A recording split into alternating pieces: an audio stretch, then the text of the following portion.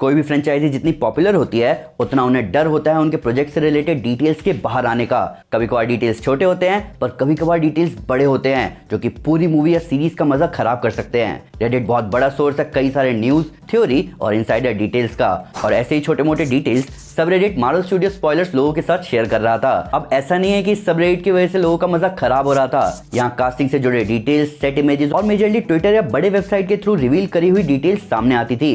ये सब हार्मलेस था, पर जो इस साल जनवरी से लेकर फरवरी तक इस सबरेडिट पर हुआ वो हार्मलेस नहीं था। 15 जनवरी से लेकर 15 फरवरी तक एक यूजर ने मार्वल स्टूडियो स्पॉयलर सबरेडिट पर एंटमैन द वॉस्प क्वांटमेनिया की 63 पेज की डायलॉग ट्रांसक्रिप्ट शेयर करी जो कि मूवी को ही बिलोंग करती थी, और इसका रिजल्ट हुआ पूरे सबरेडिट का बंद होना जिस पर लाखों फॉलोअर्स थे। और अभी भी मार्वल और मार्वल की पेरेंट कंपनी डिज्नी रुके नहीं है। तो आइए इसके बारे में डिटेल में बात करते हैं। मार्वल और लीक्स का रिश्ता पुराना है। कभी सेट इमेजेस मूवी के प्लॉट को रिवील कर देते हैं, कभी टॉय बॉक्स से पता चल जाता है कि मूवी में क्या होने वाला है, तो कभी एक्टर या मूवी से जुड़े लोग ही चीजें खुले में सबको बता देते हैं। अब लीक्स का मूवी की टिकट सेल्स पर अच्छा असर भी होता है और बुरा असर भी। एग्जांपल के तौर पर मार्क रफेलो ने थॉर रैग्नारोक के शुरू के 1 मिनट 40 सेकंड का ऑडियो गलती से अपने इंस्टाग्राम लाइव पर रिवील कर दिया था, पर इसका मार्वल को फायदा दिखा उनकी थॉर रैग्नारोक की टिकट सेल्स में। अब जरूरी नहीं है कि मार्क रफेलो के किए गए रिवील से ही टिकट सेल्स बढ़ी हो, यहाँ और भी फैक्टर्स हो सकते हैं, पर इस फायदे के लिए मार्वल ने मार्क रफेलो को ही थैंक्स बोला। अब मार्वल स्टूडियो सबरेडिट पर Ant Man and the Wasp Quantumania की डायलॉग ट्रांसक्रिप्ट लीक हुई 15 जनवरी को, वो भी 63 पेजेस की, जिसको मार्वल की पेरेंट कंपनी डिज्नी ने कॉपीराइट टेकडाउन फाइल करके हटवा भी दिया। पर प्रॉब्लम यहाँ ये है कि वो रेडिट पोस्ट नहीं हटा, जिसका मतलब पूरे थ्रेड के कमेंट सबके लिए विजिबल थे।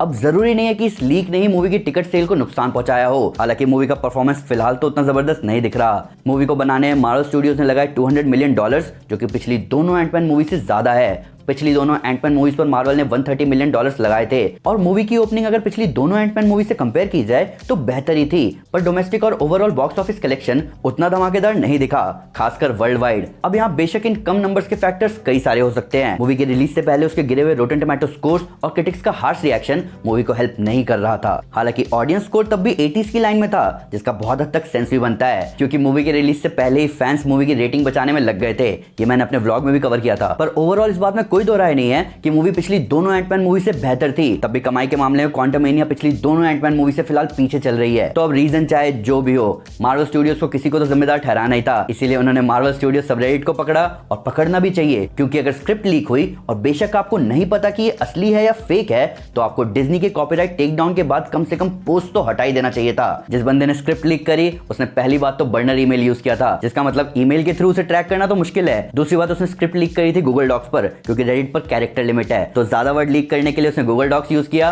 और उस लिंक को पोस्ट कर दिया रेडिट पर। मार्वल की finance affiliate MVL film finance ने United States district for the northern district of California में DMCA सबपीना एप्लीकेशन सबमिट किया पिछले फ्राइडे को, जहां सबरेडिट तो बंद हुआ ही, पर उन्होंने रेडिट से भी डिमांड किया कि वो लीकर्स को सामने लाए। इन सब के ऊपर क्योंकि स्क्रिप्ट गूगल डॉक्स पर पोस्ट हुई थी, तो इसलिए गूगल के लिए भी नोटिस जारी किया गया कि वो इस यूजर की डिटेल सामने रखे। अब झोल जरूरत से ज्यादा बढ़ चुका है। पर सोचने वाली बात यह है कि इस तरह के लीक्स पहली बार नहीं हो रहे। एंड गेम के सेट इमेजेस के साथ साथ कैप्टन अमेरिका के हैमर उठाने और आयरन मैन के मरने की बात लीकर्स मूवी के रिलीज होने से पहले ही बाहर निकालने में लगे हुए थे।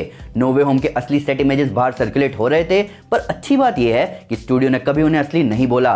यहां तक कि मिस मार्वल का रोल प्ले कर रही ईमान वेलानी भी एविड रेडिट यूजर है, जिन्होंने अपने रेडिट AMA यानी आस्क मी एनीथिंग में रिवील किया कि मार्वल सेट इमेजेस या प्रोडक्शन डिटेल खुद पोस्ट करता है मूवी की हाइप बढ़ाने के लिए। इन सब के ऊपर पहली बात तो असली फैंस लीक के पीछे नहीं भागते, तो लीक स्क्रिप्ट के लिंक पर क्लिक करना तो बहुत दूर की बात है। वो बेचैन बालक होते हैं जो कि लीक्स के पीछे भागते हैं, और वो छपरी नल्ले बेरोजगारी होते हैं जो कि लीक्स को रिवील करने के चक्कर में अपनी जी जान लगा देते हैं, जिससे फैंस का मजा खराब हो जाता है। दूसरी बात, बड़ी से बड़ी मूवी के रिलीज से पहले लाखों पोस्ट सामने आते हैं लीक्स के रिगार्डिंग, जिनमें से मेजोरिटी फेक होते हैं। तो कोई भी कैसे पता लगाए कि जो पढ़ रहा है वो असली है या नकली है, ये तो मूवी के आने के बाद ही पता चलेगा। हालांकि एंटमैन द वॉस्प क्वांटमेनिया के रिलीज से पहले कई लोग ऐसी डिटेल शेयर कर रहे थे जो कि एक्यूरेट साबित हुई मूवी के आने के बाद, जिसका मतलब लीक्स अपना काम तो कर रहे थे। पर अगर अभी मार्वल ऐसे एक्शन ले रहा है लीकर्स के खिलाफ, तो आने वाले टाइम में मामला और हाथ से निकल जाएगा। लीक्स और मार्वल जैसी बड़ी फ्रेंचाइजी का रिश्ता बहुत पुराना है, पर हम समझ सकते हैं कि स्क्रिप्ट लीक करना बिना इंटरनल हेल्प के इम्पॉसिबल है। तो यहाँ क्राइम तो हुआ है, पर क्राइम का रिजल्ट झेला सबरेडिट मार्वल स्टूडियो स्पॉयलर ने। अगर आप मार्वल फैन हैं और आप रेडिट चलाते हैं तो आपको पता ही होगा कि ये बहुत बड़ा सबरेडिट था।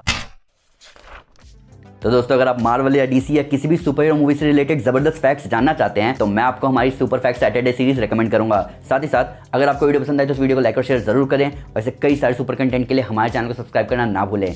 Thank you guys, this is Aman Sinha and you are super super. Piece.